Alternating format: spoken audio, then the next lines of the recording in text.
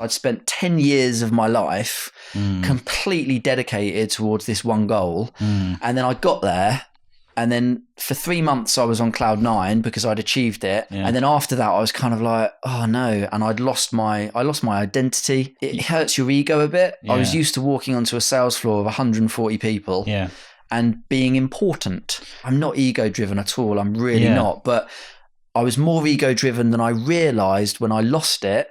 And all of a sudden I was changing nappies every day.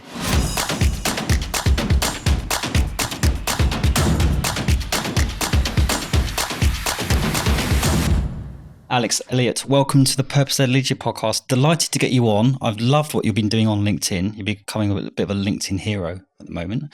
But before we get into that, obviously you've had a great success with your exit. Just before we go into kind of the details of that, I want to know more about you as a person. So can you paint a bit of a picture around almost since you left school to kind of the liquid days, around the highs and lows and your life and you as a person? Wow, that's a big question. I was always quite entrepreneurial. I was fortunate. I've always had a very competitive streak, and I was always quite entrepreneurial. So I think I'm probably one of those individuals that people would have highlighted and identified as someone who's going to go into business, because I was always very keen on making money. So I think that was probably an indicator of where I was going to go early on. I was fishing golf balls out of I'd go to the local golf course, and I think from probably 11 years of age I was going into the all the areas where the golf balls got lost, getting them out, selling them back to the golfers, etc., often getting told to go away and get off the golf course. So I probably had to deal with rejection early on, which was quite helpful to a career in recruitment. You definitely didn't always have a high hit rate when you were approaching golfers on the golf course trying to sell them golf balls. So I kind of always had that thing about me. I was always quite driven. I always wanted to make money, so I always had ventures going on. Went to university, came out of university, knew I was going to go into sales, wanted to get into business, but didn't really know what that looked like. Did the usual thing. I went for lots of sales jobs, which at the time was, it was that typical media sales. We're similar ages, I think. So probably it was similar for you when you came out of university. I hadn't really thought about recruitment like most people. So looked at lots of media sales jobs through recruitment agencies. And then suddenly thought, hang on a minute, what these guys are doing seems to be much more, I actually like the sound of that more than the jobs that I'm being put forward for. So that's what led me into my first recruitment job just out of, a year after university. I worked in a sales and marketing department prior to that. I mean, that really resonates with me. I think from the ages of 3 or 4, my dad and my mum always said I was kind of like I wasn't necessarily money focused, but I'd always knew from a young age I wanted to run my own business, right? Where did that stem from for you then? Was there anything in particular that your parents did to make you like that, or was there anything that happened? I don't think so. So for me, I think, look, you've got nature and nurture, haven't you? And I think I think sometimes we focus purely upon the nurture bit and we lose sight of the good fortune we sometimes get with our nature. And if I look at, the two male role models I had, my grandfather and my dad, they were both very, very different individuals. And I think from a nature perspective, I got quite lucky because I got this interesting mix of those two individuals from a genetic perspective. So my granddad was like really quite domineering. He was like the head of a trade union. I found out recently MI5 had a file on him back in the day because he was, he was a firebrand within that space. So he was this really big, domineering, like quite influential character who could walk into a room and sort of take control of a room, so to speak. My dad on the other side was he was a strong man, but he was also really, really, he was a kind man. He was a really good person. He was really interested in people. So if you look at those two individuals, you've kind of got the high D, if you think about disc profiles with my granddad, and then you've got the high I that was my dad. And I think I got quite a nice mix of those two things. So, I think if I look back to kind of my genetics, there was a lot of competitiveness from day one. And I think I just kind of got lucky with that some stuff, which suited me towards certain careers. You seem very driven and very focused though. Any idea where that's come from as well? Is that a similar... I genuinely, I look back and I've tried to look for, because you have to be reflective. And I struggle sometimes because if you look at my sister is... probably, I think she's probably reasonably different to me. Mm. So I don't think necessarily there was anything particular in my environment. And that's why I always go back to that genetic piece for me, because I don't necessarily have the answers. I grew up in an environment where, I went to a normal state school. Yeah. My dad was a quantity surveyor. So we weren't wealthy, but we didn't grow up in an environment where I went without. I lived a very comfortable lifestyle. So I don't have that rags. Right. It's kind of rags to riches, but at the same time, it's not comparable to a lot of people's rag to riches stories. Because it's really interesting, isn't it? A lot of the leaders I've worked with, and even myself, when I ask them, what do you look for in a good recruitment consultant or leader, and I often say, well, it's drive, it's hunger, and when your back's against the wall and you haven't got any money, and this kind of need to better yourself. And for me personally, I was of rags to riches to rags, and then whatever I'm doing now. But I think it's important to go into that around. I don't think you can say a good recruitment consultant has to have this or have to have that. You can to an extent, but A, what do you look for? And B, do you think it's important you have not a deprived background, but to have the hunger and drive, I think is really important. But what else would you look for? Look, it can be indicative. I can't give the wrong impression here. It's not like I didn't come from money.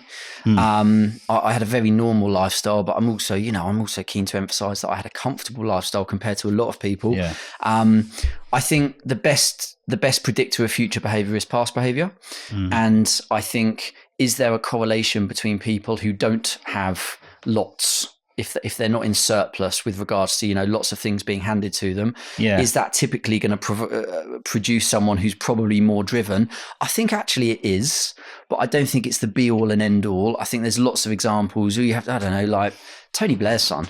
Look at what Tony Blair's son's done with his tech business. So he's an example of someone who came from huge privilege and a really, really affluent background, probably went to the very best schools. I'm sure he went to the very best schools and was just given everything he probably needed. But at the same time, you've got an individual there who is clearly incredibly focused and driven and goal orientated. So I think although it's correlation versus causation, and I think you've got to be able to really dive into someone's background and understand the reason they did the things that they did, and how that then acts as a trend with regards to how it's going to then probably move forward. The best indicator of someone's past behaviors, future behaviors, patterns of past behavior. So can you identify that on someone's life history and their work experience and all that stuff? So that's kind of how I like to dive into intelligence is important, isn't it? But then they say that emotional intelligence over IQ as well. What's your thoughts on all that area? I'm a bit of a...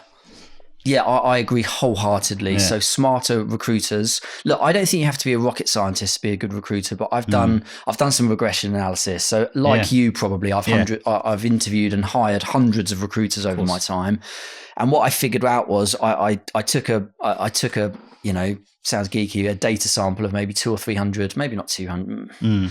100 to maybe 150 recruiters that had been successful or not. And what I did was, because we always used to do psychometric profiling as part of our interview process, and part of that was a GIA test, part of that was an emotional intelligence test, and then loads of other things. And kind of what I did was I tried to categorize all of the elements of a recruiter, break it down and see whether I could actually measure the outcome based upon those individual things. And what I identified was there was a benchmark with regards to a level of intelligence from a GIA perspective that was a good predictor as to someone's success or not. What's GIA again? General intelligence. Oh, I see. So basically your IQ. IQ. Oh, okay, right. So look, and as we both know, it's not just about IQ, right? No. Because you've got people who are incredibly academically smart who don't seem to have street smarts or, that piece. That intuition, isn't it? That's stuff like that, right? I agree wholeheartedly. So all of this stuff, it's not an exact science, but I kind of figured out there was a benchmark where actually as a business, I said, we are not hiring anyone who doesn't pass X on their GIA test. And that wasn't, again, I don't want to give the impression here that you've got to be a rocket scientist or even super smart. You don't, but you did have to have a level of, you did have to be able to crystallize information and process information to a certain speed, which would give you a better predictor of success. And that's not to suggest that there wouldn't be people who we lost out on who came below that benchmark. But certainly when you're hiring, I think you've got to play the odds in your favor. And I believe we figured out that it was a worthwhile bet to make to put the odds in our favour to not hire people unless they hit a certain level of GIA. So again, there's a long answer to your short question. It's fine, but I believe... think it's so many. It's actually a really good point, isn't it? Because I think everyone's got different ideas on it. And at S3, they used to do this thing called more than a gut feeling. I think what a good recruitment consultant looks like has changed a little bit, but ultimately, I think organization's really important. Mm-hmm. You have to have a process. You have to follow up. You have to. But also, I think conscientiousness, isn't it? That organization piece. It's conscientiousness. That's what I think is a key indicator. Yeah, and the ability to kind of like almost think on your feet and kind of like. I always say that every no I get, I'm closer to a yes, and it's just that we talk about resilience, all that kind of stuff, and I just think it's almost like. I think you have to be a certain type of character to be in recruitment successfully, I think. 100%. People, we just joked about this beforehand, saying that everyone thinks they could do recruitment, and then they actually try it. There's a reason why there's such... Look, first and foremost, I say this all the time, so I'm a bit of a broken record. I don't think we have high enough standards as an industry for accepting people into the industry. So there's a double whammy here, but then also the industry itself is so much tougher than people realise from the outside. Yeah. So there's a double whammy as to why our attrition rates are so high. I think that's right on that point. It's not just about we want a contract recruiter, let's go out and get them. I think the values piece is important and basing our decisions, our hiring decisions on our values. But I think competency-based interviews are really important. Instead, you can ask all these questions like, if you was an elephant, what would you do? All these, inane questions, and I'm sure you've heard about them, but why don't we interview people based on actual recruitment situations and scenarios? Why don't we do more of that kind of stuff? What do you think? I agree wholeheartedly. I think when you're hiring experienced recruiters, the biggest mistake people make is they don't really do a deep dive with regards to their technical competencies. And it's very, very easy to look at someone and say, this person billed 200K this year and 180K the year before. Yeah. They're in a similar space, so they kind of get our market, or they're in the same space, so they're just going to easily transition across and do the same thing. Yeah. What you're potentially not seeing there is that in their previous role, they inherited 6 accounts. Totally. All of the stuff that goes with it. And actually, when you do those competency-based questions and really delve into the reality of how good they are technically, I think that opens up a Pandora's box of questions. 100%. Also, I often go into businesses as an advisor. I do board meetings, and they send me all this information. Oh, this guy's top of the table. He's got this, this month or this quarter. But I don't look at him as the one that could be top of the table again. I look at. It's often the people in the middle. I think this guy's going to be better because he's done his follow-ups, he's done all his sequences, he's done his touch points, he's done his new contacts, he's building something for the future. And the guy at the top is going to fall off a cliff because he hasn't got anything coming behind him. And I think we look at the wrong data even when we've got the people as well.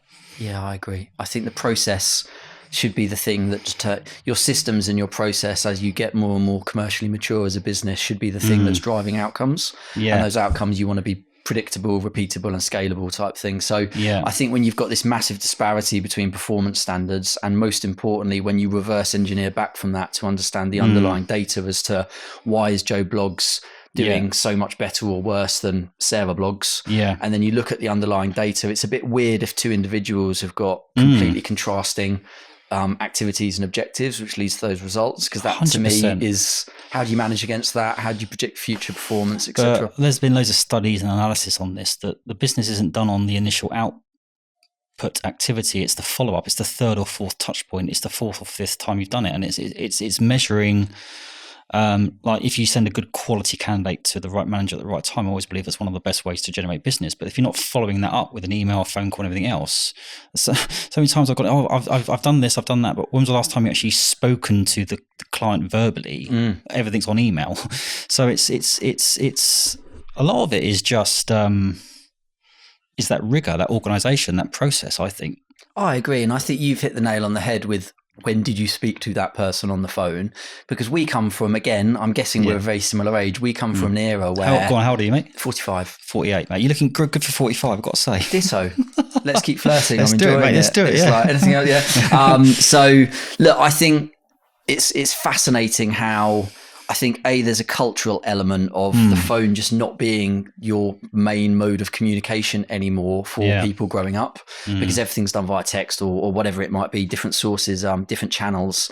So there isn't that natural you communicate with people on the phone. But also businesses themselves, because of the implementation of outreach technology and all the different channels that you can go through now, it's really, really easy to avoid getting on the phone.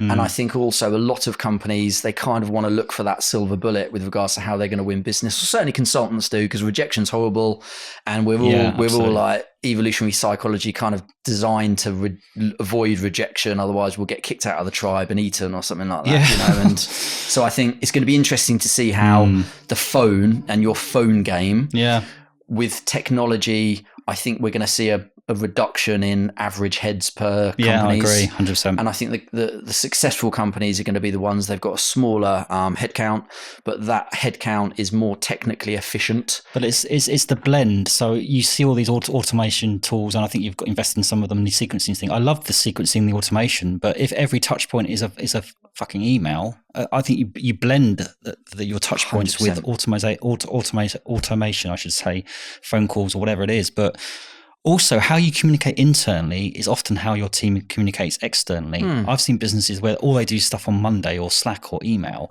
and hey presto, their consultants are doing the same thing with their clients. So where possible internally, I think if you can have a face-to-face meeting or Zoom or something, you know, I just think it's indicative of what you're doing inside as well as outside.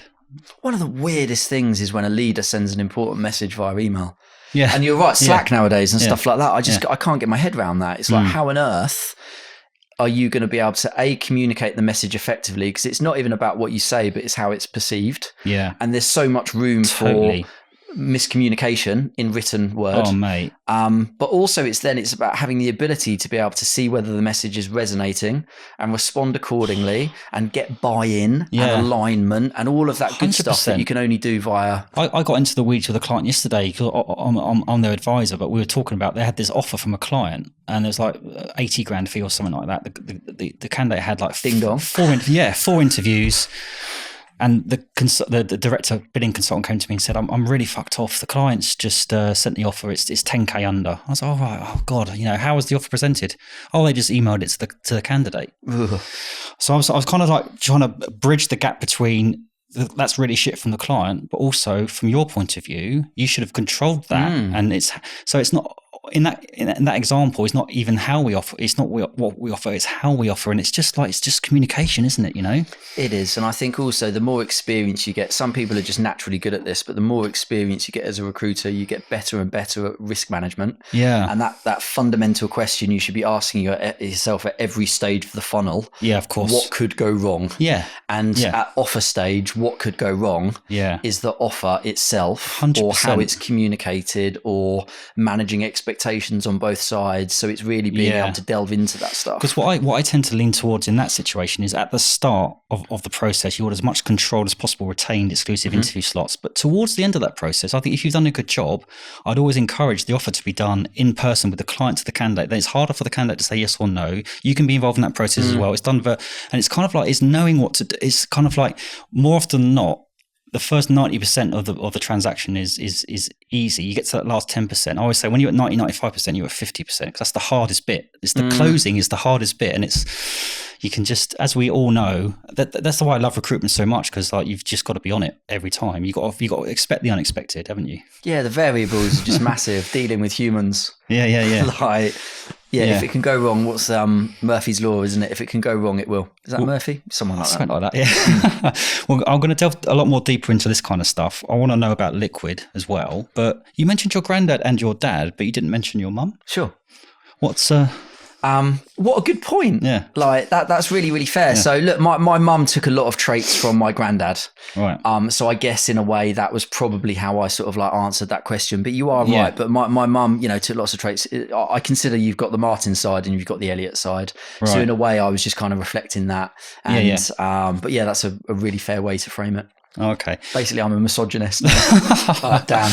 Yeah, because you referred to yourself as boring twice before we came on the show, which ordinarily, as a multi-millionaire exited recruitment founder, Sure, that doesn't come hand in hand. That's just my humour. How do you describe yourself? That's just my humour. I try. I think it's good to be self-deprecating, and I think if you can make fun of yourself, I think it's a good way. We've never actually met, so although we've had all these conversations before, so obviously I just go into be nice and polite mode and be self-deprecating. So maybe I was just I wouldn't call myself boring. I wouldn't suggest I am boring, but I think in answer to we were talking about our lives outside of work. Yeah. And I think the reason I describe myself as boring is because truthfully, I really, really enjoy business. Yeah. And I think I probably enjoy it a little bit too much. And I know that about myself because I struggle to be present because I'm always thinking about the mountain behind the mountain. I'm very goal orientated.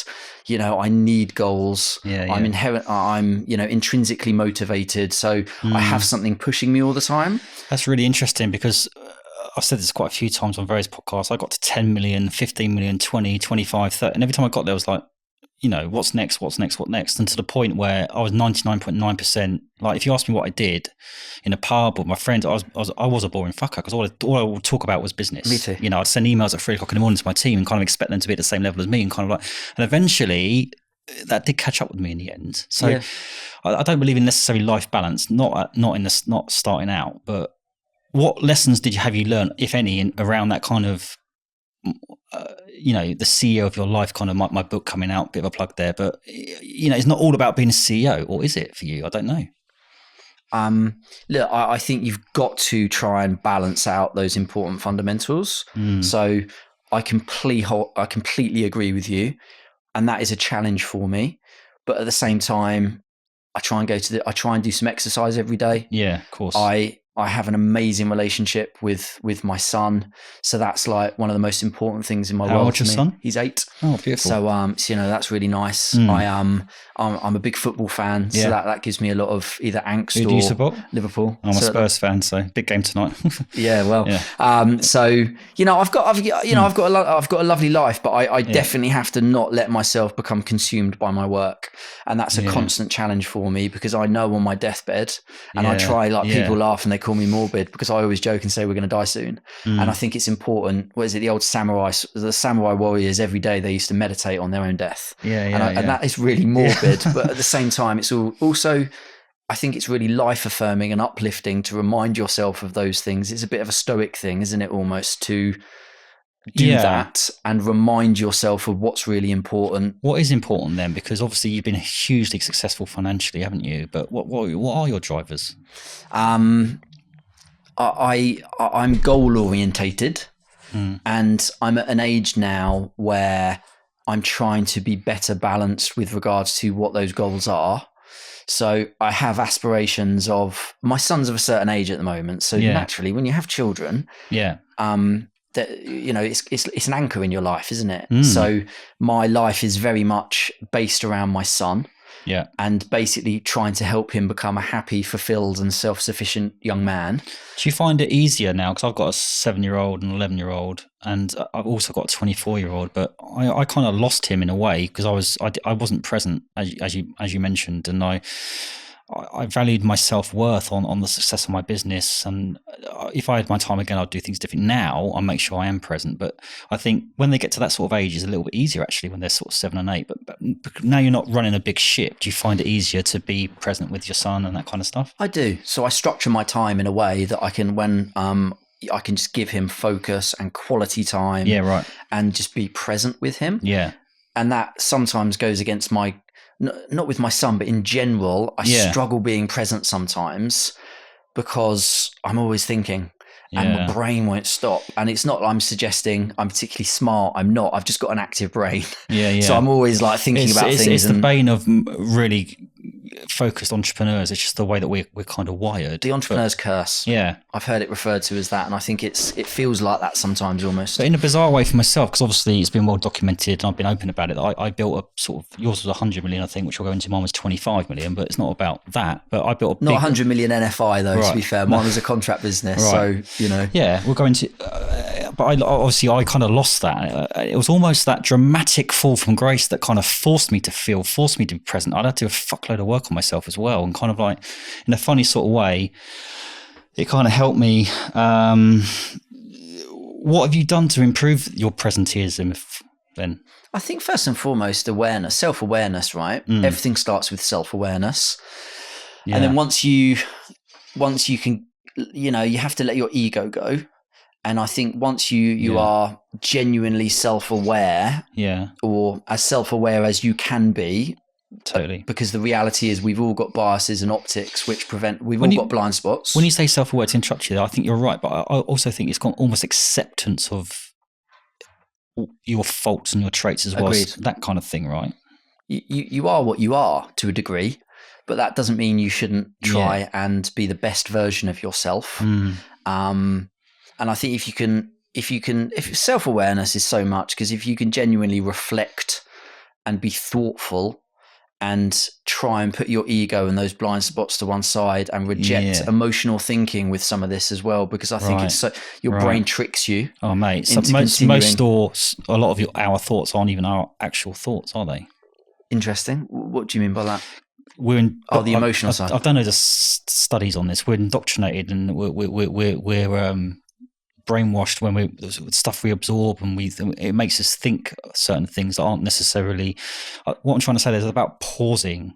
Although I think that, do I believe that? If I think that, it's that kind of stuff, isn't it? I think, again, I'm a big fan of evolutionary psychology and the principles behind that. And the reality was, when we were on the savannas of Africa or whatever it was, we were these fleshy, meaty snacks, weren't we? And the reality was, it was our brains which made us eventually become the apex predator. But part of that was our emotions and our instincts, which were honed around not getting eaten and survival. The problem we've now got in the modern area, now that we are the apex predator, is that a saber-toothed tiger, I don't even know if they really were around then, but something wasn't going to eat us. That's a good example. They're not going to eat us anymore. So the reality is, we've actually got these emotions and instinctive tracks that we still follow, which are based upon our psychology, or what kept us alive 150, 200,000 years ago. And that's still what's playing out a lot of the time with regards to our decision-making process and our thoughts. So I think I'm a big believer in stopping. It's Thinking Fast and Thinking Slow. Daniel Kahneman, that guy. So amazing book, and it's so true. I think you have to slow yourself down and understand, why do I feel this way?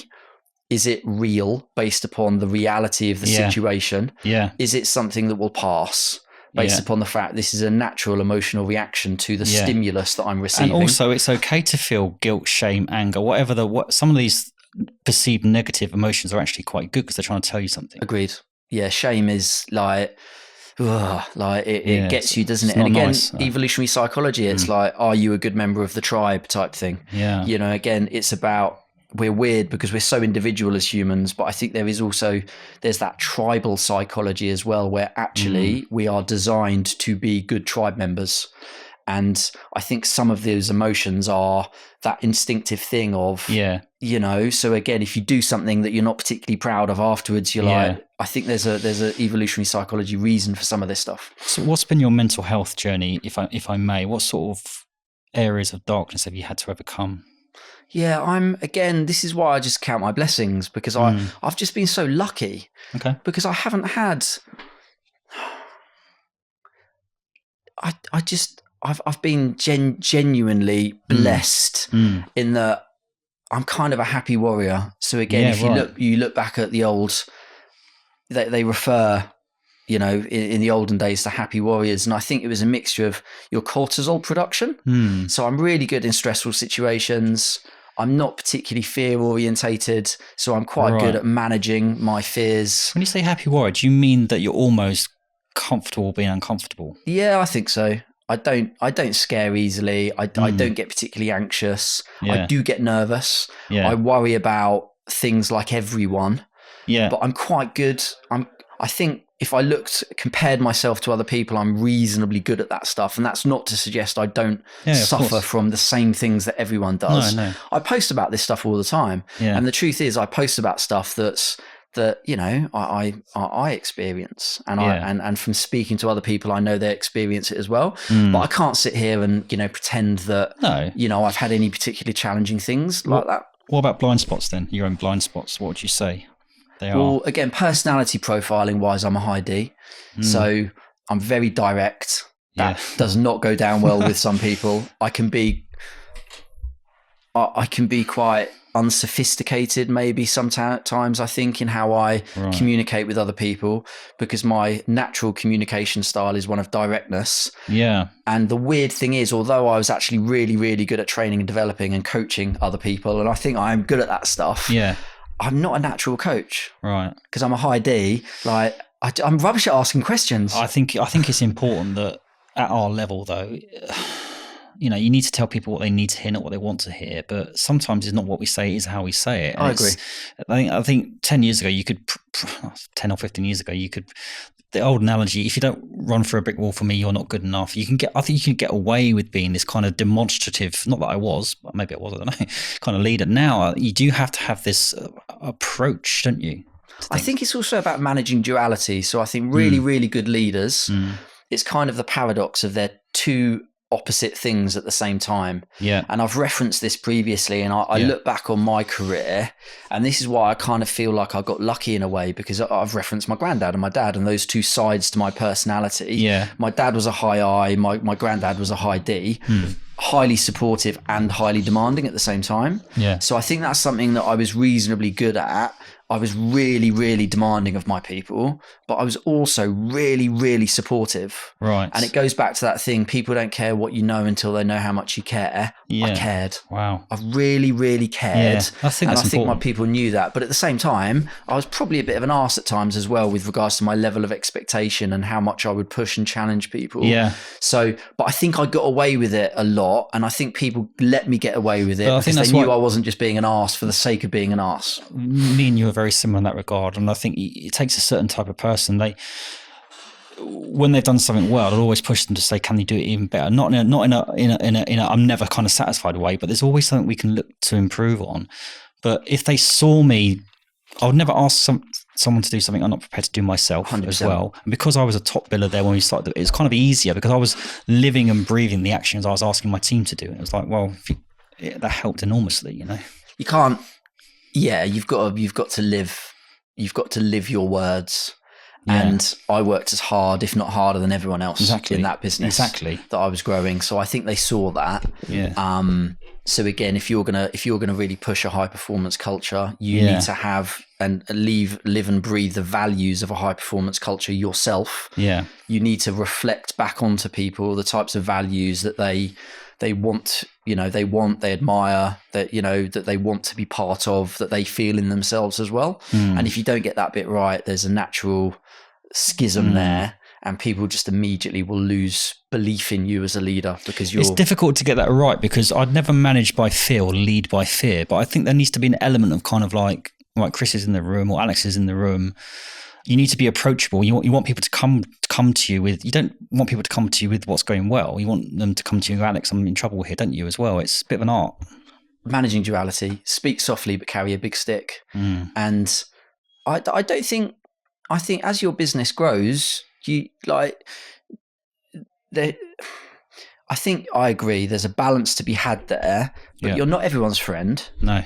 And there should be an element of respect. And fear's not the right word, but at the same time, if there's respect there, you're not their mate. No. You're not their friend. You can't water it down. If it is what it is, it is what it is. Sure. There should be a level of, I say fear's not the right word, and I can't think accountability or whatever, if you're a good leader, I think that there's a difference there, and people should look up to you and respect you and know that you make tough decisions and that you'll do the right thing by the business, and that they don't get any leeway based around the values and the things that are important in your non-negotiables and all that sort of stuff. And people who step away from that, they know there's consequences attached to that. Yeah. And they know that you're the type of individual who won't shy away from an awkward conversation and all that sort of stuff. No. And at the same time, with all of that, you're just giving them everything you can to help them be as successful and the best version of themselves and to achieve everything that they want to achieve. And, you're in their corner. I also think as well, it doesn't matter what level they're at. And I've had to fire 4 or 5 £1 million billers in my organisations over the years because their attitude and some of the actions they did were absolutely way beyond the line. And I think it's not, when you say the fear element, as a leader, not fearing doing that kind of decision, because one person isn't bigger than the team. but I think it's really important that sometimes you need to be really decisive and just make the decision. And your culture, I bet, the impacts that would have had on your culture, I'm sure, was seismic. Yeah. And I kind of also believe that you would have seen a higher return from a commercial perspective. It was not even counting the cultural stuff would have driven such positives from a commercial perspective that you'd have more than made that money back. You've now hit the nail on the head, and it was just everything was like, and then the respect that I got. It was like, wow, this guy knows, he could see the bigger picture here. Notwithstanding that, though, I think when you get to a certain level, or not necessarily size or whatever, I think you're only as good as the team that are around you. And I had a really good COO. I had a good sort of leadership team underneath me, and I recognized what my blind spots were, and that helped me. So it wasn't just about me as a leader, it was my team that was around me, and kind of trusting them to do certain aspects of it as well. And did you struggle, talking about blind spots, as someone who was hyper driven? Yeah. Did you struggle working with people? Did you struggle learning to work with people who didn't have that same level of drive and ambition? 100%. If I was literally like, I'd work every second, every minute of every day. If someone like looked away from their screen for 2 minutes, I was like, what are you doing? I just expected them to be on my level, and I realized actually it's very rare that you'd ever get that. But I was the same. I was rubbish at that to start, and I lost some really good people because I kept pushing them, and they didn't want that. No. And the reality was, I was putting But you can't have 100 Ronaldos. You've got to have, I call them B players, and sometimes that gets me stick online, right? But I consider a B player is massively important, and they're hugely valuable. And the reason I call them a B player isn't because I'm like undervaluing them, because if you look at your sales floor, it's a bell curve. 60 or 70% of your sales floor are going to be B players, and they're your consistent performers. Totally. But the A players are typically the ones that they're either consistent performers and they've got aligned values and they can keep growing in the business into new roles, or they're just those hyper-driven individuals who just want more. Yeah. And you can't treat your A players like your B players, and you certainly can't treat the C players like the A players and the B players. You have to have a tailored coaching approach to the individual, but also what they want and their drivers. There's a couple of examples of that. There was a guy that was an average recruitment consultant with me. He was there for 5 or 6 years, and he handed his notice in. And his manager said, he's gone. He was a really good lad for the culture. Everyone loved him. He was a brilliant B player, if you like. And Andy said, his manager said, we just got to let him go. I brought him in, and transpired that he would be absolutely perfect for this marketing operations role. We put him in there, and he literally... So there's also that element as well. You just can't put people in boxes. Some people might not be good for that role, or they could develop in other... And it's just sort of understanding that as well, isn't it? Recruitment's really, really hard. It's like you're in the trenches every single day. Yeah. And after 5 or 6 years of doing the same job, you're probably looking around a little bit and thinking, have I got another 5 or 6 years of this left in me? So it is I think there is a lifespan. And if your business sometimes, what's that thing like, if you're not growing fast enough, you will lose people because you're not offering them those career progression opportunities. And that's just the reality of it. And sometimes you can't grow any faster. No. Or sometimes your business is mature and you've got lots of people in those really important seats already, and they're really, really good A players. So the reality is that some progression opportunities are blocked off to other people. Yeah. And sometimes people just get worn out and they want a fresh start. And hopefully you can move them around, and sometimes the reality is it is what it is. But also as well, money is important, but actually it's often not the number one. It's all this other stuff, having a seat at the table, having a career roadmap, all that kind of stuff. So let's talk about this. It was Liquid Personnel. Was that your kind of first foray into recruitment, or no? So I had a job where I met my business partner. My first job in recruitment, it was a public health contract recruiter. Yeah. So similar markets that we went into. It was the same market that we went into eventually, but that's where I met my business partner. I was there for 3 years, and my business partner and I ended up basically running that company on behalf of the owner, who was a really interesting character, and we learned a huge amount from them. Really entrepreneurial, really, really fascinating guy. But it got to the point where John and I probably, that was my business partner. We kind of got to the point where we thought we're maybe not aligned anymore with the owner of the business, and it felt like the right time to step away and do our own thing. Okay, so you launched Liquid when? 2006. And give me some numbers. Was it 10 years you got it to 100 million turnover, something like that? Or? Yeah, so the 10th year it got to 101 mil revenue, 11 million NFI, 4 million EBIT. That's incredible numbers. Yeah, it was good. We could have done it faster. That's the truth of it. Looking back, that's the weird thing. And it didn't feel that fast at the time. You've been there. Yeah. It's weird because you look back and actually, when you see those numbers, you think it's amazing. But again, that's the entrepreneur's curse. Could have done it faster. Oh, could have done more. Like if only I'd done X, Y, Z. And I think if you was to ask me what the reasons why I grew mine quite quickly, I think it was the right market, the right margins. We were 75% contract, lots of recurring repeat revenue, the leadership team, the process. But from your perspective, what were the top 3, 4, 5 things you think that were the catalyst for that growth? So again, and this is something else people get a bit annoyed with me about.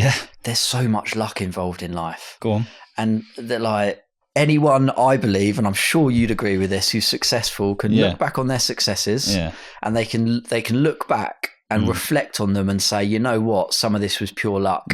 So the market that we went into was contract social work. Right. And back in the day, it was really high value. You could make, average margins. You could make £20 an hour average margin. There were 40-hour average weeks, 9 to 12 month average contracts. If you got someone placed, they could be in the same contract for big budgets in 3 or 4 sector. years. Yeah. So it was a highly lucrative market. And the market exploded. Because it was public sector and it was going through a time when huge budgets were available. Well, they have to spend it, don't they? They do. And you were also dealing with line managers who weren't commercial individuals. So there was the opportunity, your margin was solid, your margin was good. And that massively changed over time. But the reality was we timed it perfectly because we got in and for the first probably 2, 3, 4 years, I don't know, maybe 3 or 4 years, maybe not quite that. The market was highly lucrative. There were no MSPs and we became extremely profitable and we got some good growth behind us. Mainly contract temp, were you? All contracts. All contracts. Thinking about it, I'm a contract recruiter through and through, but I love perm as well. But I think the gold is a candidate driven. I think recruitment has always been a candidate-driven market. Ours was purely candidate-driven. Getting under the skin of a good candidate, knowing exactly where to put them. I remember when I was at S3, I had 2, 3 resources. My resources were sitting next to me. I looked at her email, and this guy came in, this Peter Jones or Peter someone. He was the CEO of Devon County Council. His CV came into our inbox. I knew that when that CV came in, that was the guy that was going to open up. I literally phoned him up, and then that candidate opened up this Pathfinder program for me, and I placed 300 contractors based on that one candidate because I knew he had all the knowledge. Amazing. It's that kind of stuff, isn't it? Well, you made your own luck there, to be fair. I guess the point I was going to make was we did really, really well in a booming market where there was lots of competition, but at the same time, there wasn't enough competition. John and I were really good at what we did, and we were big billers in that space. We were probably as good as anyone in that space from a billing perspective. So we knew what we were doing. We'd had experience of running a company in the same space before. So we also had some business and management experience. And then what happened was the MSPs came into the market and all of a sudden the margins started being driven down. Compliance requirements started going up.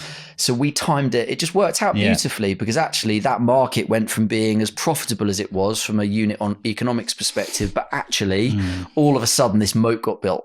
So there was this massive moat that prevented other companies coming in and being able to aggressively scale in that space because all of a sudden you had the MSPs to deal with, margins were reducing and compliance requirements were going through the roof. So we got quite lucky with the timing, and that's not to say we weren't really successful in what we did because we ended up being the dominant. We were the number one player in that space by the time we sold. I think we had 24% market share. No way. So we smashed it and we were really good, but the market tailwinds behind us. That does help. Well, of course it does. Were beautiful. Of course it does. But I also think you do need to have a strategy, even within it. I think there's a lot of agencies out there that say they're specialists, but they're not. Like, we're a financial services recruiter. Like, really? If you broke that down, so even within the public sector, we had very niche. As an example, when I first started out at S3, I was given the AS400 mainframe market in the Southwest. There was only 43 companies, and I placed in 42 of them. So the way I've built my businesses is kind of like segmenting a market down and becoming masters of different parts of the market. We did the same thing. So I think you S3 guys, you kind of, it's that halve and double. Is it what you call it? Something I've heard inch wide, mile deep, all that kind of stuff, vertical into horizontal. And we did the same thing. So we had a very data-led approach. We understood the data of our market. And that gave us the ability to make really good strategic and tactical decisions with regards to how we carve the market up. Yeah. And we wanted to, we were growing into other areas, but we had a plan to get to X contractors. And I've got, to be quite frank, I was told 1,000 contractors in that space was impossible. And I was like, no, it's not. It's not impossible, because no one had ever done it before. And by the time we sold, I think we had 1,600 contractors. Wow. But the way that we did that was very much an inch wide, mile deep focus. It was very data orientated. We made good strategic decisions with regards to how we mapped and allocated resources to particular desks with regards to a real strategic focus. And we led the way with regards to a lot of the things that we did, and other companies started copying us. So we separated out our business model. So we had consultants, we had compliance, and we had the master vendors. Yeah, you're right. So you had that whole managing the system thing. And we were the first ones who actually separated those three things out and said, no, we're going to have specific people doing each of those different things. Because I was going to move on to the whole kind of 180, 360 thing. When I was doing, I'm an old school archetypal, I love 360. And then all this 180 stuff came in. I'm still getting my head around it. But I do get that, and I do get it. But I also believe that if you're delivery 180, when you say you can't BD, it really annoys me, because you're speaking to candidates. What's your general view of kind of, I know it's different for each market, but I see pros in both. Yeah. And I think you're right. The structural conditions of the underlying market will always determine the best strategy. Yeah. The challenge, I like delivery. So Liquid was a delivery model, because I basically went out early days and won most of the contracts. You personally, yeah? Me personally. Yeah, nice. So, but that, that's your job, isn't it? Early on, absolutely. So. And then it became a delivery model. There was a lot of 360 early days when it was an open market, but as time went on, it moved towards a delivery model. But the truth is, people lose sight of the challenges of a delivery model. And the challenges of a delivery model is that you have to balance out the number of jobs to the delivery function. Very, very difficult to do with delivery if you don't have predictability with regards to the incoming jobs that you've got coming. And I see that go wrong all the time. And I think the other bit as well, what people get wrong is they say, oh, we should do it like SaaS. It should be an SDR who goes out and gets the leads and wins the jobs, and then that gets passed over, and then that gets passed over. The challenge with that is SDRs typically, there's product market fit. They have a product they're selling which is uniquely differentiated enough that actually it can get someone's interest because it's solving a problem that should be reasonably unique if that tech is worthwhile taking to market. Recruitment, you're asking an 18, 19, maybe not 18 or 19, a 20-year-old SDR to go out and sell against 40 other recruitment companies in that same vertical, in that same territory, without really much differentiation. I agree. I think the danger of too much tech and too much automation is that recruitment isn't just it is in some markets, but more kind of like blue collar. It's not just about matching a CV to a JD. So I think sometimes where this delivery model falls down is that the information passed to the delivery person is just the JD, and so that consultant or that delivery person is only selling a list of words on a JD. You need to sell the role, the opportunity, you need to influence, you need to kind of, and often the reason why a role doesn't go in or a candidate doesn't take the role is because we haven't sold the actual opportunity in the business and we're just turned into robots. And the more specific roles and processes you have, it's the gap in between those, exactly as you said, where it goes wrong. So again, I like 180 because I had a business that was that, but I also massively see benefits in 360. It's about communication. I think if I'm going to do that sort of model, I want the delivery person sitting in on the JD calls, all that kind of. Just it needs to be cohesive. It does. It's it's always an interesting conversation point, but I think my advice is always whatever's working for you, double and treble down on it. Whatever works for your business model. If you've got processes that produce predictability, you're not going to be able to hire some people if you do a 180 model and it's a transition from 180 to because some people just want to go into a 360 role. Vice versa, if you're purely 360, you're going to have some individuals who like the candidate stuff or like the BD stuff, and then they're going to say, you know what, I don't want to do both. So, but then you can end up in a situation where you have to offer like 5 or 6 different career pathways, and it starts to get incredibly difficult to manage your business. And truth be told, the easiest way to scale is to simplify your business model, right? And then just what I believe, and then just to rinse and repeat what already works. So I think the more complexity you put into your business, the more challenging it can be to manage, and that typically makes it harder to scale. So there's loads of stuff around that, isn't there? It's a really endless conversation, I think. No, it is, mate. So this 101 mil in 10 years, was it a straight growth trajectory, or as an example, 0 to 3 years we got to 1 million, and then we went from 3 million to 12 million in about 18 months, and then it kind of, what was your trajectory like? Yeah, I think early on we were probably doubling growth every year, revenue. Yeah. We were probably doubling revenue every year, and that probably plateaued out, like everything, right? I don't know, between we had the 2008-2009 crash was difficult because that didn't feed through into the public sector for a year or so after it happened in the financial world. But we saw like jobs reduced by 50% pretty much like that at one point. So we definitely saw, but we still grew, but maybe our growth was 30%. Rather than 100%. And then after that, we probably came in around every year. We were growing revenue by 50-60% year on year, maybe. So talk to us about the kind of deal itself, the build up to it. Did you have a number in mind? What was it like? Yeah, we had a number in mind. That number kept getting bigger as time went on. Yeah. So we always had a plan to build and sell within 10 years. That was kind of what we reverse engineered back from with regards to what our key objectives were, whether that was, financial, cultural or systems orientated objectives. So we were quite good at I think that was one thing that kept us motivated, is that we were good at doing the day-to-day, right, this is what we've got to do this year from a financial perspective to be able to make the sort of money to keep reinvesting back into the business. But we also thought longer term as well. Did you find the challenge, what I found difficult when my private equity vehicle came in, I wasn't as focused on the bottom line, it's all about the revenue and the top line. So that transition of kind of like looking at the cost as much as the... So true. I still truthfully... I didn't get good at that stuff until afterwards. It's like, that's the honest truth, because the reality is as well, it's a little bit like a booming market. You don't have to worry so much about your processes being really tight. It's when the market stops booming, you go, oh, it's not working as well now. It was always working for us. So I was really, really good at driving that that revenue and that profit, that I didn't have to worry too much about the unit economics and what should my operating profit to gross margin percentage be? Never even crossed my mind, because we were just making loads of money. So what should be my, average productivity per head for consultants? Absolutely. Didn't cross my mind because we were making loads of money. So truthfully, some of that stuff, I actually became a better business person after I'd sold my business in a weird way than So what happened then? Was it an earn out? Did they come in and did you have to do certain... We were gone within 3 months when we sold our business, which was really... That's awesome. We did really well. We got a really, really good multiple. We could have maybe pushed harder on the multiple, I think. But the truth was that we were both really happy with the terms, and we felt we were passing it over to the guy who bought our business, who headed up. It was a healthcare backed group of recruitment companies. We really bought into.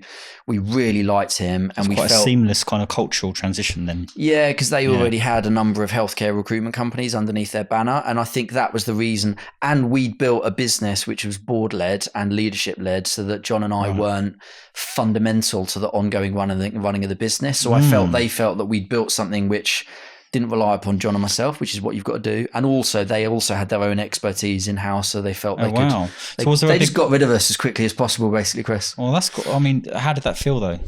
That transition from, was you quite pleased about that? Oh, the first 3 months were amazing. Every day I just woke up and I was just on cloud nine, because I just looked at my bank account every day. And it's amazing. But honestly, after 3 months, probably the next year after that was horrible.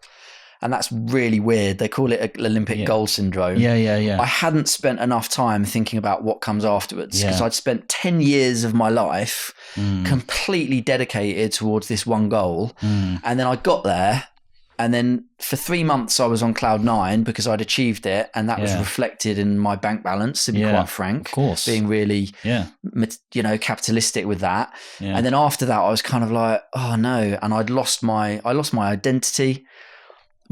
It hurts your ego a bit. I was used to walking onto a sales floor of 140 people and being important. And I like to think I'm a very humble person. I'm not ego driven at all. I'm really not. But I was more ego driven than I realized when I lost it. And all of a sudden I was changing nappies every day. Yeah. And Because it must have been like an 8-figure sum you got, right? Yeah. Right. So I mean, we're talking huge sums of money. The money didn't change you in any way? Again, you'd have to ask other people, but I don't think so. No, it hasn't. I'm not. Right. I like money. I'm an uber capitalist, right? And I'm really driven and motivated by achieving financial reward. But I don't drive a fancy car. I've got a couple of nice watches, but I've never been particularly materialistic. And the truth was that as we were building that business, because John and I were so confident in getting to where we wanted to be, and also because it was a contract heavy business, it was 95% plus contracts. So it sucked at cash based upon our growth rate. John and I lived reasonably frugal lifestyles based upon the size of the business that we ran. So we'd never actually been particularly flamboyant. No. John liked a nice car. Yeah, and John bought a couple of nice cars over time, but honestly, I lived a really basic lifestyle. So wasn't the archetypal "look at me, I'm driving Ferrari" CEO kind of? You wasn't motivating your team by monetary aspirations, but how did you motivate them? And what is your view on, I guess, the importance of money? The reason why I asked that question, I was I was the other end of the scale. I'd spend and spend and spend and spend. Then I lost it all. Then I started to resent money.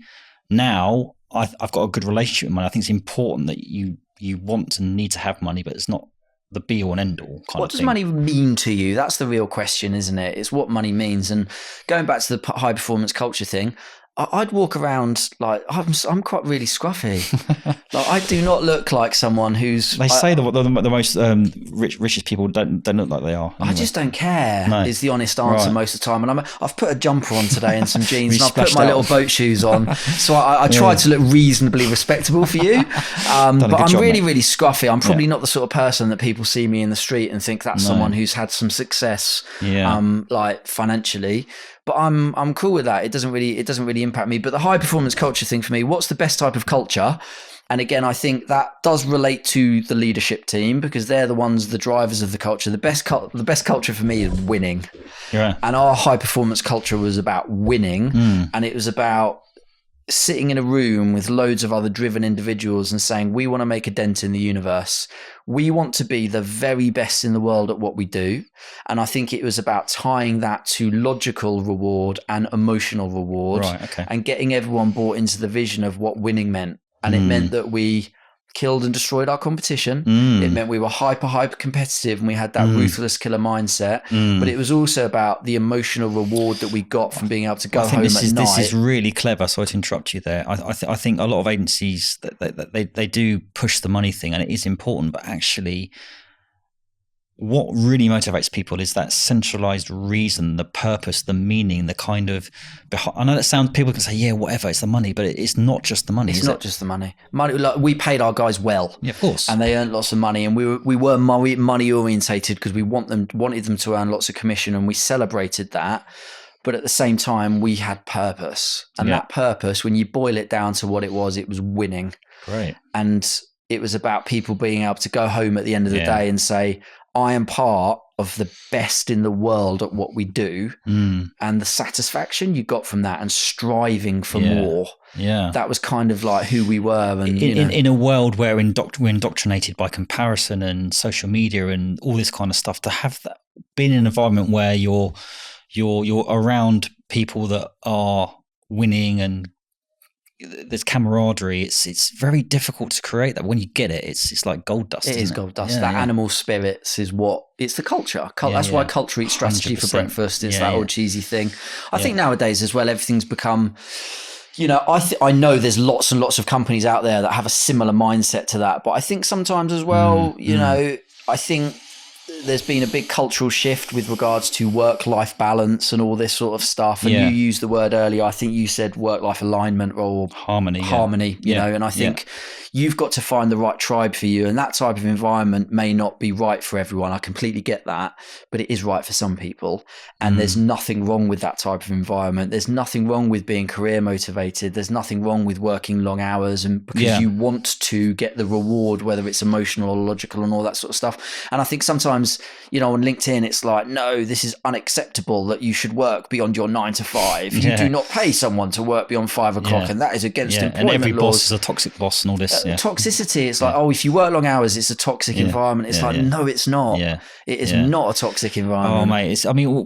I think when we was doing it back in the day, that none of this happened. Then it went the other way, didn't it? Literally, you couldn't even ask someone to like log on without it being being called in by HR. Now it's kind of coming back a little bit, I think, with the whole kind of like people are going, they want to go back to the office, you know. So it's almost like when COVID is around, it was be careful what you wish for. The office, I couldn't go back to the office kind of thing.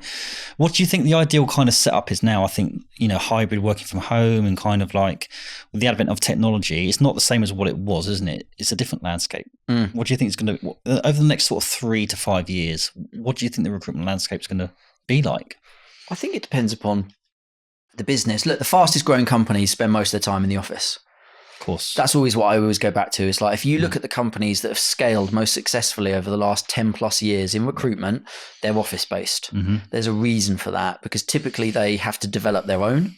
It's how many recruitment companies scale by hiring experienced hires. It can be done. And I think there's some good examples out there, but there's not nearly enough or necessarily as many really successful examples of the companies that have been predominantly office based.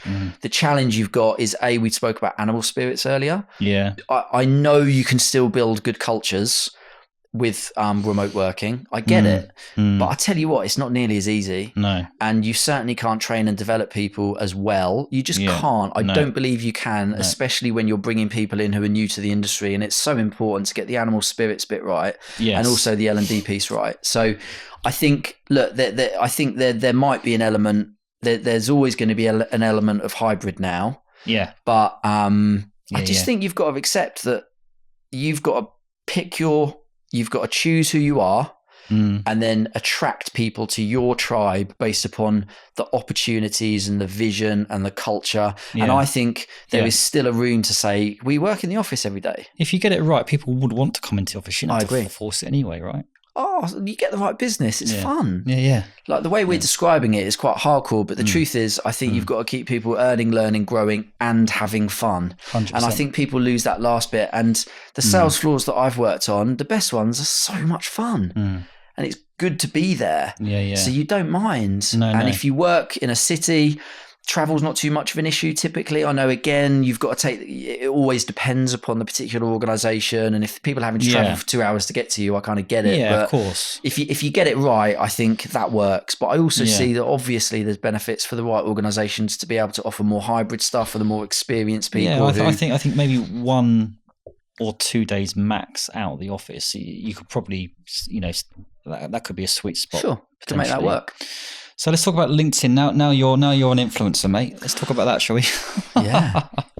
What's your view on it? Because you've gone wild on there, and you know I've done my bit on there, and I've had my moments in there.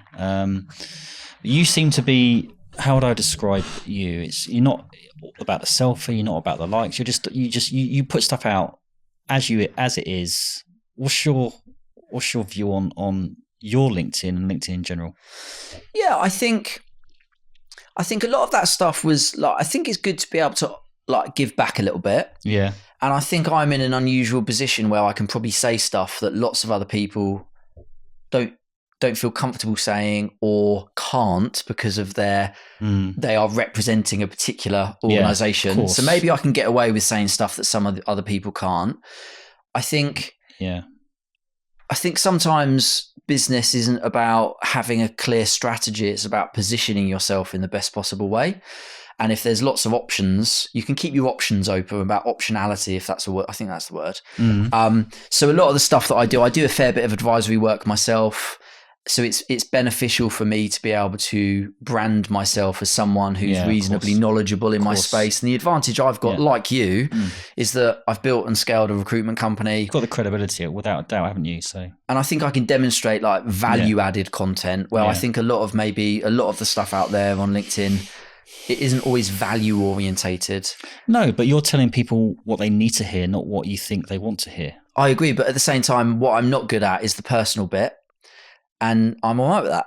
So I don't talk about my personal life, whereas other people build brilliant followings by being engaging and being like really aligning themselves with other human beings. I'm not so good at that. Hi D again. I'm not. I don't feel particularly comfortable with that. So I'm just like, I think I could say that I've probably built my brand 75,000 followers on my vulnerability and my expertise as well. But you do a good combo, definitely. Yeah, but thank you. But I'm also at a point now where I feel as if I've done that vulnerability, look at me piece, and I think I've moved away from. I just think like I want to add value now, and I think ultimately, where I am with it is I'm just being myself. And if yourself is that, be yourself. I think the way to win on LinkedIn is literally, and that sounds obvious and quite a simple statement, but I think people deviate to please the crowd, and that's where you go wrong. You have to also be quite reasonably confident in yourself, because if you're going to be yourself, you've got to face the fear of rejection that goes with if you're faking it and someone rejects you, it doesn't hurt so much.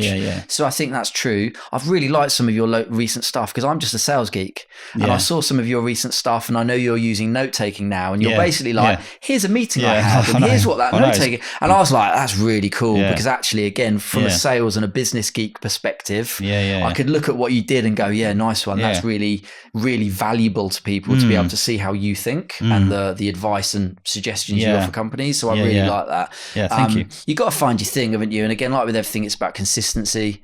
And I'm just trying to be consistent with it, because what's your kind of not motive is the wrong word, but I mean, I obviously post on LinkedIn to win clients and build a brand, and now I'm doing digital products as well. I've noticed you've got a good 4, 5, 6 different investments going on. What are you doing at the moment? What's your plan with LinkedIn? So there's 2 things I do, and I'm formalizing this like shortly. I'll have probably done it by the time this comes out. I don't know when it's going to come out, but I'm formalizing my advisory offering, because previously I've always just done it ad hoc, and historically I kind of did it. I almost did like mates rates. So people who've worked for me previously, who have set up their own recruitment companies, I do advisory for them, kind of mate rate it, and just to do the right thing by people I wanted to work with and help. And actually, as time's gone on, I've taken on more and more like advisory roles not like that. So, and then the investment piece as well, I'm always really interested in investment. So I've got half a dozen investments in rec tech companies. I sort of do advisory with either quite formal or informal advisory with probably 4 out of that 6. What I love about you, mate, and you're similar to me, I think, as well, I love holding a good board meeting and doing the strategic side of things as well, but also love doing group training sessions on how to make a fucking cold call as well. I'm quite kind of, you strike me as someone who's got a repertoire of it all. How would you describe your advisory and what you actually do? This is what I'm learning as I'm going along. It's fascinating to see all of the different types of companies, because you look at one company and it's a transformation play. I think first and foremost, you've got to figure out what the theme is.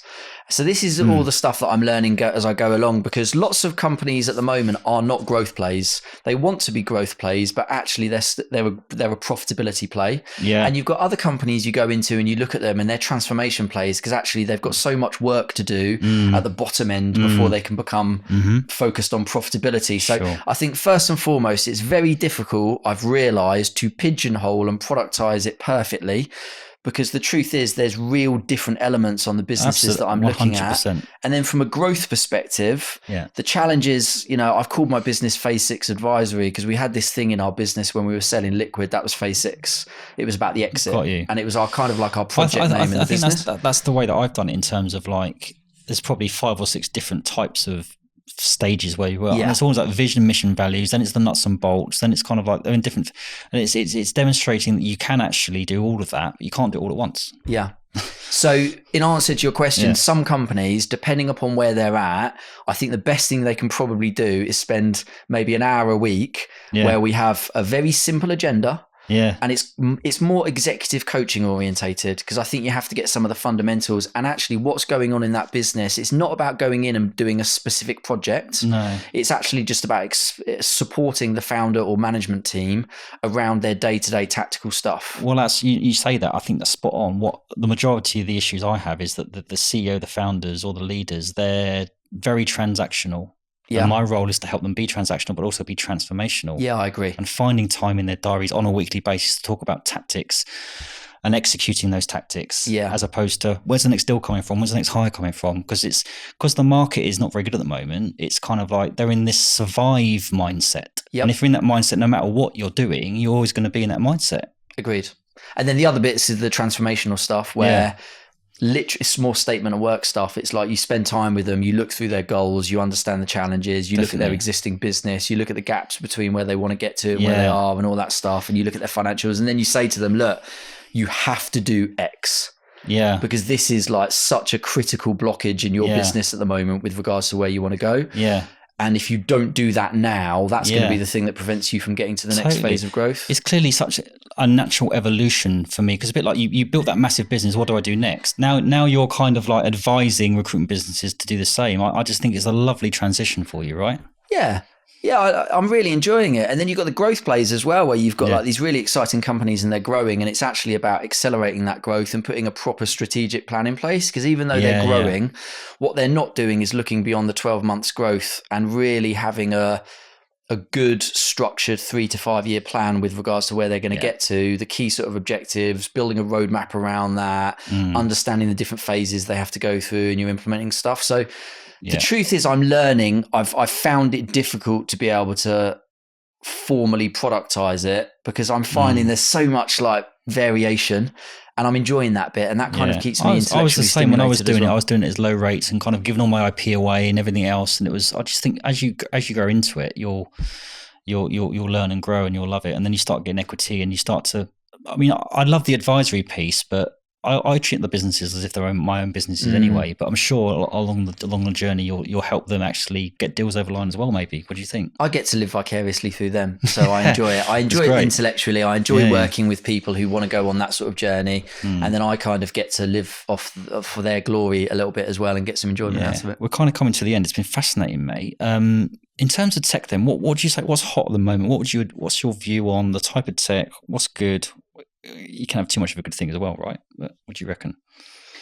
I think there's some amazing tech out there at the moment, and it's such again, this is a little bit controversial, because there's a bit out there at the moment which is saying everyone's talking about AI, and actually they shouldn't, because the AI is rubbish. And then you've got other proponents who are saying that AI is going to change the world. And like everything, I think there's a balance between those two things. And I think some of the products that are out there now are becoming really, really refined. Yes. And very, very soon I can see some of them becoming mainstays of the industry. Because you mentioned earlier that, I think you're right, is that I think I saw in one of your posts that headcount is really important. It's not a silly number to go for, but I think, to interrupt you slightly there, if you can get the balance right, getting the right tech in to automate some of those menial administration tasks and still have the humans, it's getting that balance, isn't it? I agree. And it's like we describe it sometimes as those like really low level tasks, but how much time do consultants in your business spend project building? Absolutely. Like candidate lists. Absolutely, like mate. Building it from the CRM, building it from LinkedIn, etc., etc. Like, I don't think it's unusual for a consultant to spend 20% of their time minimum project building. 100%. And when you look at that, you're like, wow, this is crazy. And, you know, I'm invested in a couple of AI and automation plays, which are looking at both the front end of sales and also the middle and back office, automating those other processes at the back end. Yeah. And these businesses, I can see them becoming really, really disruptive, because I think, how can you not look at that and say 20% of your time from a productivity perspective could be taken away with the right tech? Yeah. And this tech works as well. So, and it's only going to get better and better and better. So I think we're going to end up with smaller recruitment businesses from a headcount perspective, but the individuals, the headcount themselves are going to have to be more AI literate. And they're also like the other side of it as well is that their phone game is going to have to be amazing, because it's going to go back to them having a lot more time to actually be doing that really high value stuff, which is around influence and talking to people and meeting people. And so pleased you said that, because I think that there's some people out there that think that you can do the whole thing. You can use AI it's almost, be careful what you wish for, because you still have to execute, you still have to convert. It's a bit like if you get 500 likes on a LinkedIn post, great. How many of them are converted into leads? Yep. And it's actually, I think the phone is going to have, and relationships are going to have a bit of a renaissance, actually, which I'm pleased about. And it will be a level playing field, because the truth is a lot of this stuff is going to become standard. Right. As soon as it becomes standard, how do you win with like a lot of tech, right? You have to be those early adopters. Because actually the reality is once it becomes mainstream and everyone starts using the same level of technology, actually what will happen is best practice becomes standardized. Average productivity starts to level out again based upon the industry, because everyone's using that tech. What is your competitive differentiator in that space? It's you, and it's your ability to influence and meet and talk and all that sort of stuff. So I think we're going to go back to the old days, Chris, when you and me were smashing down the phone, with that. 100 calls a day. I don't think we're going to go back to that. But I think it's going to go back to. It's going to go back to genuinely consultative recruitment. I'd love that, and I'm here for it. I think the recruitment sector generally is kind of cottoning onto it, but the candidates and the clients as well, that I think they're probably behind that. They're not immersed in the AI as much, so they're getting used to it as much as us as well. What do you think? Yeah, I agree. I think it's amazingly exciting. It's really interesting time to be investing in that space. Yeah. And I can't. It's difficult, isn't it? I think it's like that similar thing where you say you can't achieve as much in a year as you think, but you can achieve an awful lot more in 5 years than you probably think you can. I think, I say, we're at the real like exciting bit where I can start to see over the next year or two some massive transformational change happening. I've always maintained that recruitment is ultimately a sales role, and you have to have conversations. If there's one metric that I can measure, it's probably interviews, but it's the number of actual tangible conversations you're having with your customers, be it candidate or client. Yes, you can have automation touch points and segments, but you need to have, I think, conversation, and you can't do that other than actually having conversations. What do you think? I agree. I think it's all about that. I couldn't agree more. It's all well and good having this amazing automated tech that does your outreach for you. But A, if you don't personalize and spend the time actually making it good, it doesn't work. And B, I think it's easy to get distracted by the wrong channels where there simply isn't, from a prioritization perspective, the same level of return on effort. And the best channels that produce the best return on effort, it's not sending LinkedIn emails. Okay, so just before we kind of go, there's a massive increase in the number of solopreneurs, one-person bands starting. I know we've both built big businesses. You have built a massive business. But what advice would you give to the kind of the smaller sub 5, sub 10 brands who are kind of, and they want to scale to something? I think most people these days actually, who start out like that, they don't necessarily want to have the 500 person business. They probably want to have 5 or 6 people, 3 or 4 million quid. But what advice would you give to people who are transitioning from working for someone to working for themselves? Yeah, I guess it goes back again to why I called the advisory thing that I'm doing phase 6, because I think you've got, the way that we used to talk about it was you had 6 different phases of growth you had to go through, from literally starting your business phase 1 all the way to making yourself redundant and choosing what to do, whether it's a wealth creation event or whether you hold on to that business asset. I think phase 1 for me, you've got to prove that you have a blueprint for success in your particular recruiting space on your own. So I think you've got to make the transition from working for someone else, and you've got to be able to prove that you can do the thing that you were doing previously to a standard which is going to be highly profitable for you on an individual level. And I think the other really critical piece around phase 1 is that you've also got to be able to demonstrate that you can hire people and you can train them on that blueprint to also do things to, I always talk about 80 to 90% as good as you, because maybe if you're a super big biller, maybe it's unrealistic to expect people to be as good as you based upon your blueprint. But I think you've got to be aiming for at least 80 or not 90% as good at you. I think that's the first bit. Have you got the algorithm for success? Can you bring people in put them through an onboarding program or a training program if at the very beginning, even if it's just desk stuff when you're on your own. Can you give them the keys to the kingdom? Can you say, I will show you how to be a 300, 500, £1 million biller. Got you. And I can get you to 80 to 90% in a particular time frame. I think once you've done that bit, you've got the foundations of something. The framework, But truthfully, I think people lose sight of what they're trying to achieve early on. I think if you can't do that, you can't go to the next stage. No. And phase 2 is being able to develop other leaders, because scale is in the agency of others. So I think, phase 2 then becomes a lot about actually being able to develop people from recruiters into leaders, and actually and building that middle management layer.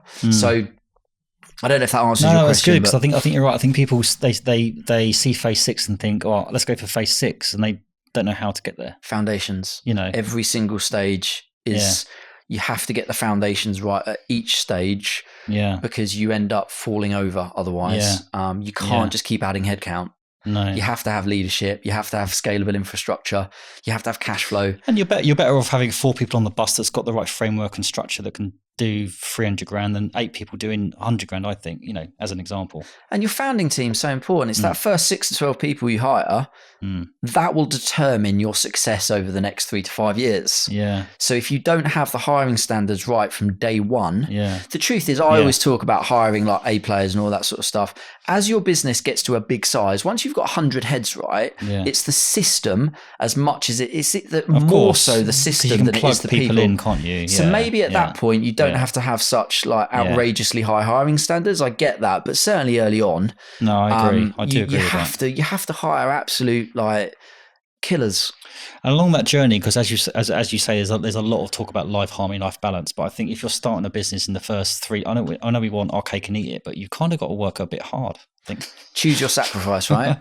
I was prepared to make the sacrifices that I had to make to scale a business to what we did in 10 years. And there was a lot of sacrifices attached to that. John and I didn't have like amazing personal lives because of it. So choose your sacrifices. And some people, they want it, but they don't think thoughtfully enough about the sacrifices they'll have to make to get there.